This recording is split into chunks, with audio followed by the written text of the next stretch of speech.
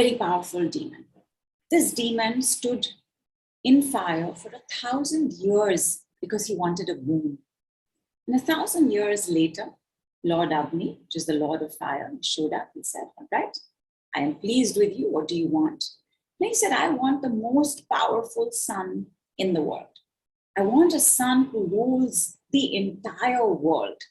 And I want for him to have boons where he himself does not die.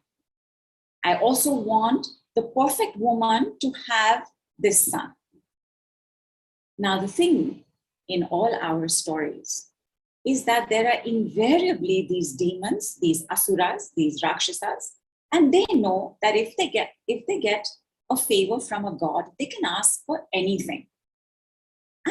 And all of these demons, they have done this. 1,000 years in fire, 1,000 years in rain, 1,000 years on one leg, 1,000 years on their head. Like when a demon decides that he wants what he wants, he will make sure that he is able to find the god who's going to give it to him. A god has no choice but to respond to this kind of devotion, to this kind of penance, to this kind of tapasya, to this kind of work. At the same time, all our gods know that they've got to keep a loophole, that there has to be something somewhere that will allow for this boon to be limited, right? Because otherwise there would be chaos, right? We would only be ruled by demons and rakshasas and asuras. There would be chaos on earth. So this particular demon fell in love with a buffalo, because what the god said was, okay, you will have a son, he will be very powerful, he will rule the world, but the woman that you want, that any woman you ask will say yes, that won't happen. But a woman very close to your own nature will show up for you. And pretty soon, this particular demon saw a she-buffalo, fell in love with her, married her, they had a son. I want to quickly explain this thing about marrying a buffalo. And marrying a buffalo is a way to explain a certain kind of energy. A coarse energy, a primitive energy, a dull energy, a tamasic inertia energy, not very intelligent.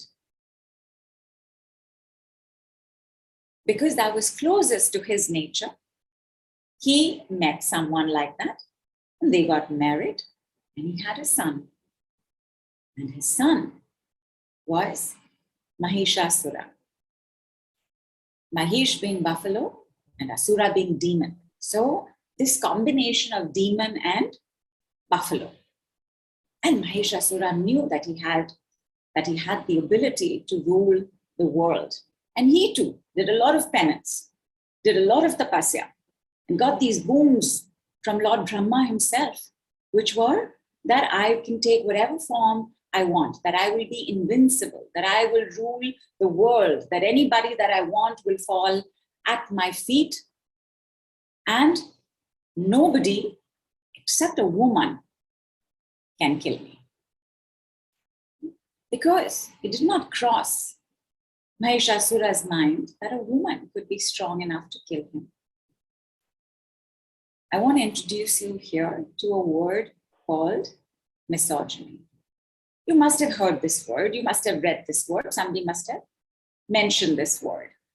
And misogyny is a certain attitude towards women as a whole.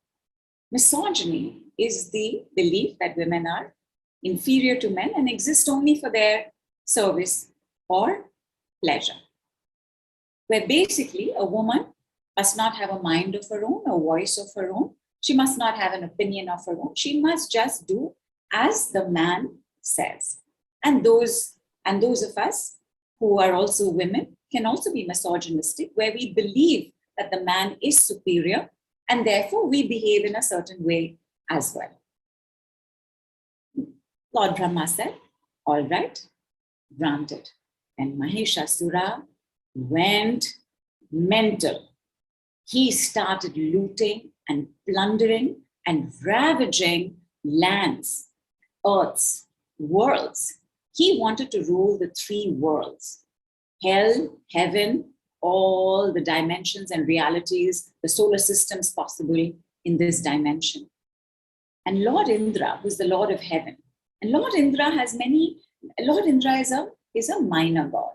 We don't really pray to Lord Indra, although we do invoke him in our rituals, in our fire rituals. He went to Lord Indra and he said, "What is this? You don't know how to run this. You should come and be a servant in my house." That was his level of arrogance.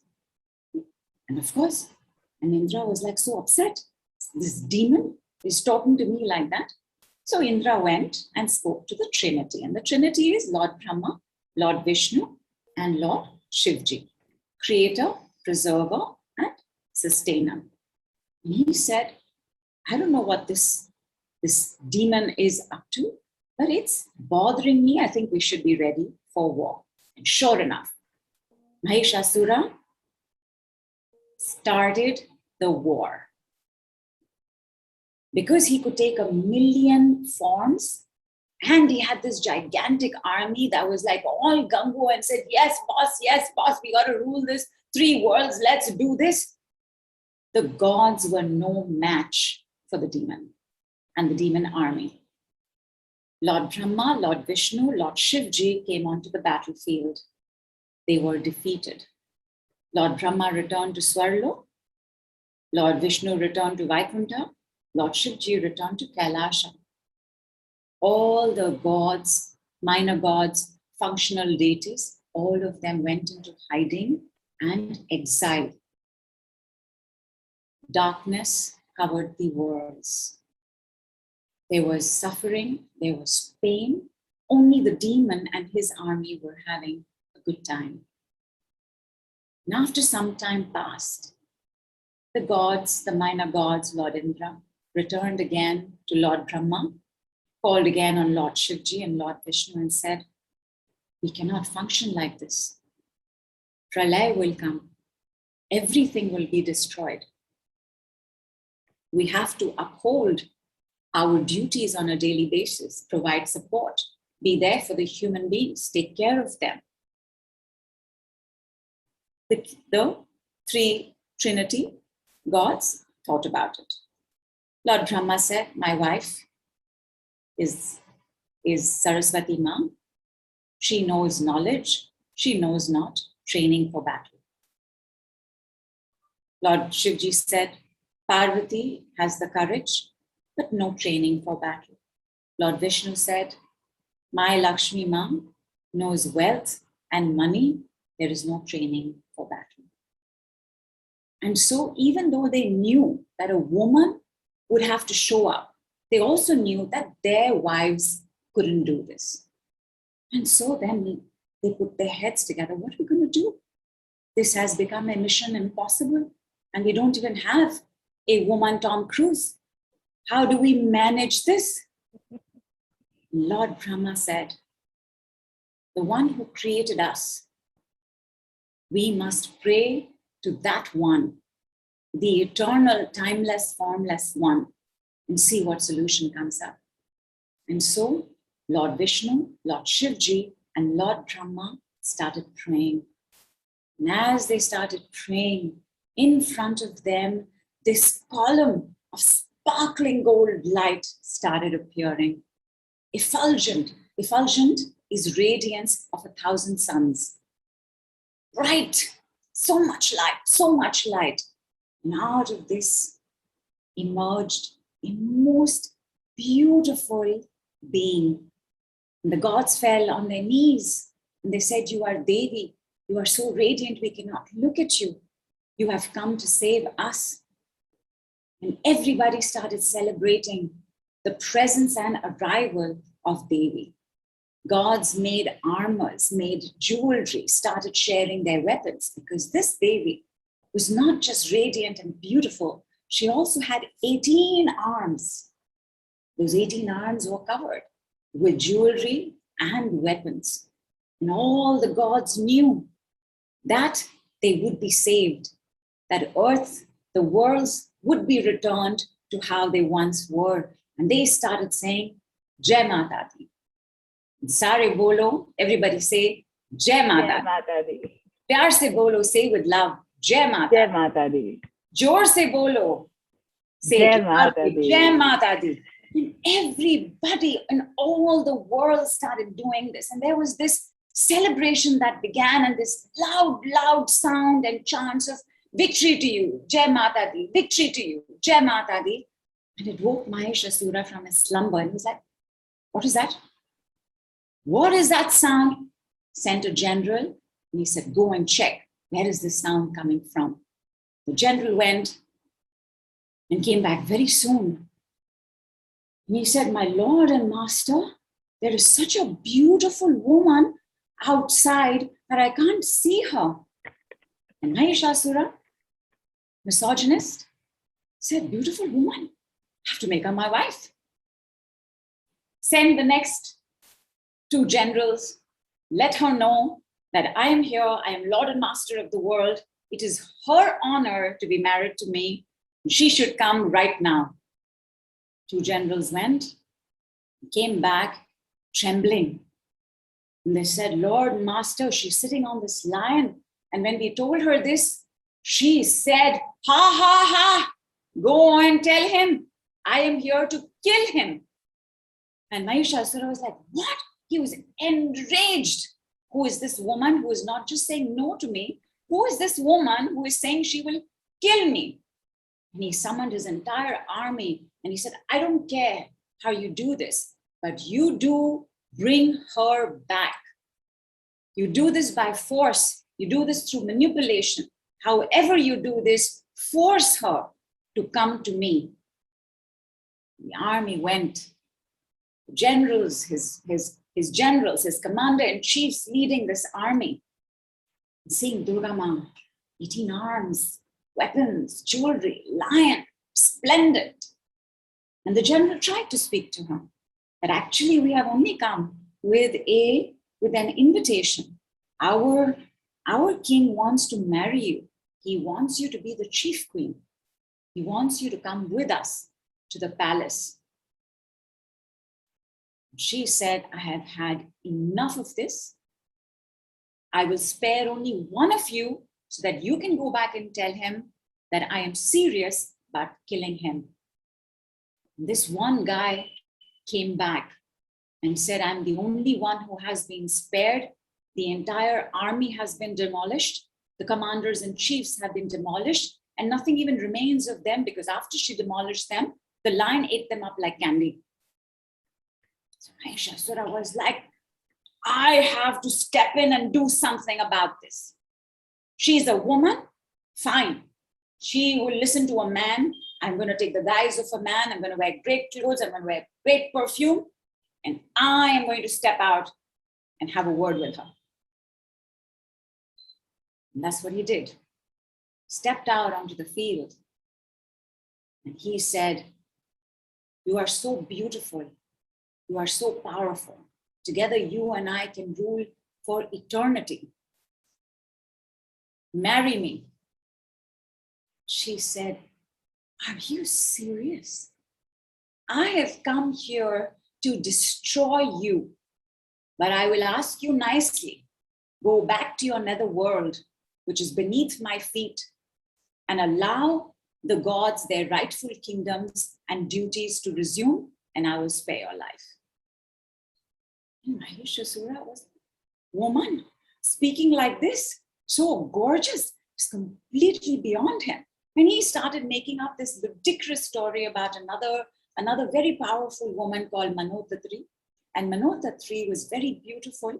And Manotatri had decided that she would not get married because she did not want to be lorded over by the husband or the in-laws. She wanted to live life by her own choices. But after a lot of years of pressure, she gave in. And the man she married cheated on her and ran off with somebody else. And Mahishasura is telling Durga Ma, that is what's going to happen to you. If you don't listen to me, this is what happens. You need me. You need to be under the protection of a man. And I will keep you safe. And I will be loyal to you. And look at this. I will give you everything. Just be my wife. And Durga Ma said,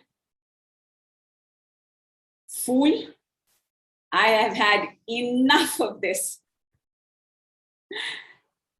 And the battle began. Mahishasura, taking all these forms, throwing mountains, uprooting trees, knives, swords, fire, Durga Ma destroying it all. From the time of her inception, Mahalay, on 6th October in the morning, when our ancestors left for their dimension, Pitrulok, and in the evening when she came, for 9 days and 9 nights, the goddess fought and fights. Heavens shake and tremble. There's thunder, there's lightning. Nobody eats, nobody sleeps, they can't. There is all of this battle, their future lies in the result of this battle. And on the ninth day, Mahishasura, tiring, shows his form, his true form of the buffalo, lower, dark, dense vibration. And in that second, with her Sudarshan chakra moving to cut off his head and her trident into his chest, Mahishasura was killed. Durga Ma reigned, peace was restored, dharma was restored, the gods' rightful places were restored. And in all the ways that the gods and deities bowed to her and said, "Never leave us, always be with us." And she said, "You only have to think of me and I will be there." And for these 9 days and these 9 nights, we too would have come across our Mahishasuras. Do you know what yours is? In the understanding of what misogyny is and what a misogynistic energy can do to the world, are you aware of any misogynistic energies that you are dealing with? Is there any misogyny going on where you are, in your workplace? Are you getting lesser than your male counterparts? In your home, is your cousin brother being treated differently from you as a woman? What are the demons that showed up for you in these 9 days? Low vibration, heavy, dense, whether it is the Mahishasura of death, or Mahishasura of anger, or Mahishasura of jealousy, or Mahishasura of revenge, or Mahishasura of fears. What was the Mahishasura that showed up for you? While you let me know this, I'm going to do a very quick clearing. I just want you to receive, have some water. I just want to say very quickly before you start, thank you for this story. And I know that you were going to lead somewhere with it. I just didn't realize, and I'm pretty sure everybody listening also didn't realize that you were going to connect it to misogyny in this way. And after clearing, I do want to ask, you made the connection, but what does that have to do with any of this here right now? And I know you will have an answer for that also. So yes, waiting for your clearing. Receive this, see what shows up for you. Our Mahishasuras, you can leave now. My Mahishasuras, you can leave now. Mahishasuras, you can leave now. My mother's Mahishasuras in me, removed. My father's Mahishasuras in me, removed. My child's Mahishasuras in me, removed. My ancestors' Mahishasuras in me, removed. My past lives' Mahishasuras in me, removed. My Mahishasuras in my child, removed. Lower vibrations, you can transform now. Lower vibrations, you can transform now. Lower vibrations, you can transform now.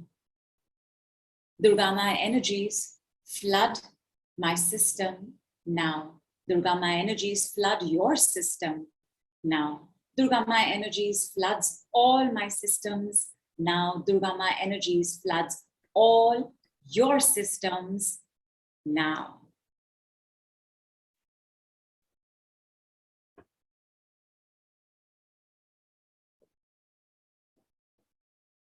How are you all doing? Take your time. For some of y'all, there may be an immediate reaction. For some of y'all, you may have a reaction a few seconds later. You may remember something. You may remember how it was in these 9 days and what it is that you're really dealing with. Debt is one of the lowest, stuckest, tightest vibrations of money. Money itself makes us happy, right? When we get it.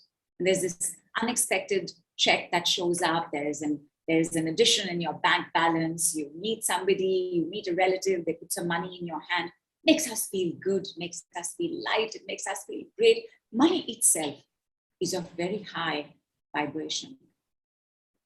But the thing with misogyny and debt and dharma is that because we are all descendants of the animal kingdom, there are animal parts to us. For countries that have gone to a lot of wars, for terrains and nations that are very harsh, like a desert, over here, our instinct for survival has had to be maximum. And when your survival instinct is maximum, the most aware and open and awake part of you is the animal brain. India has been one of the most looted and plundered countries in the world over centuries. Misogyny started showing up because when men started going to war and women had to stay back and take care of the house, the man became God because he was going to go out and go into battle and make sure that our lives and our children and our homes were safe, that our Ma, that our country was safe. Not to mention Mahishasura and Durga Maa. This is a time-old battle. It is a battle between good and evil, a battle between dharma and adharma. It's a battle between lower vibrations and higher vibrations. When men would come back from war, they were treated like kings. The only thing that they would maximum do was maybe play chess. Chess was recommended, gambling was recommended to some extent because it awakened the ability to master losses and think on the spot. And that's what men would do. While women then would do everything to make sure that their men were taken care of in a particular way. Our misogynistic fathers, we all have misogynistic fathers, only the degree varies. A misogynistic father is a father who does not wish to give to the mother. Men who don't want to give to women. Men who would rather take from women. Men who look at women as servants or objects. She will do this, she will do this, I will get this from her. She will take care of my family. She will take care of my house. I will do exactly what I want. When we have misogynistic fathers, fathers who didn't want to give to the mother, it starts making our mothers very weak. It starts making our mothers starve. It starts making our mothers guilty about asking. It starts making our mothers controllers, criticizers, and takers. Because when the mother will not get from the father, the next immediate person that she's going to dump her expectations on are going to be the child. The misogynistic wife of a misogynistic husband, if she has a son, she will dump all her expectations on him. She will give him a lot, but she will expect a lot back. And she will go into competition with the daughter. If she has only daughters and there is nobody for her to dump her expectations on, she will go into competition, jealousy, and taking from the daughter. In all of this, understand the child. The child of a starving mother cannot be a healthy one. The child of a father who didn't want to give and a mother who didn't get has no dharma or right to get and have. Learning from the father not to give, learning from the mother not to get. This is the child who is usually forgotten, overlooked, neglected, unacknowledged, unworthy, and does not get what he or she wants. Are you this child? Number one. If the father had a lot going for him, but he didn't want to give to the woman, he preferred that he give to a man, give to his brothers, give to his uncles, give to his friends, that person will have some money, but ultimately get into debt. The misogynistic father who didn't want to give at all, and therefore the starving mother who didn't get from the husband, chances of the child being in debt are that much higher. The misogynistic father who grudgingly gave to the mother, this child is going to attract money, but it will not fructify. So they will see good things coming up, big projects, big contracts, nothing is falling into place. The misogynistic father who had a sense of integrity and said, I really don't want to give the wife too much. I don't want to give my daughters too much. I have children. I really don't want to give too much here, but I have a duty. This child will feel like it's never enough money. This child will get the money that he or she wants, but will not be able to hit big time, will not be able to hit the jackpot. When opportunities come in the family for this jackpot, somebody will sabotage it. Which child are you? What's going on with your money story? And can you see how it's a reflection of what was going on with your father and mother? The thing with this that also takes place is father, left brain, father brain. This is father brain, this is mother brain, this is the right brain. Because traditionally, money has been masculine in the sense that men went and brought home the food. Men went and brought home the bacon. Men went and brought home the animal. Men went and brought home the vegetables. Men went to work, brought home the money. So the understanding of money is very masculine at this point, which means that when it comes to money, especially if we are in debt or have stuck payments or are not seeing big contracts fructify, this part of the head is the most active. Because who are you seeing as you're growing up? The person bringing home the money is the father. What has the father done? Okay, father had shares, let me also do shares. Father had a business, let me also do business. Father went to work, I should also go to work. Father lost money, I will also lose money. Father didn't want to do anything beyond the point, I will also not do anything beyond the point. Because here is the dharma of misogyny. Tell me, my darlings, in India, who is the woman? Which goddess is the woman?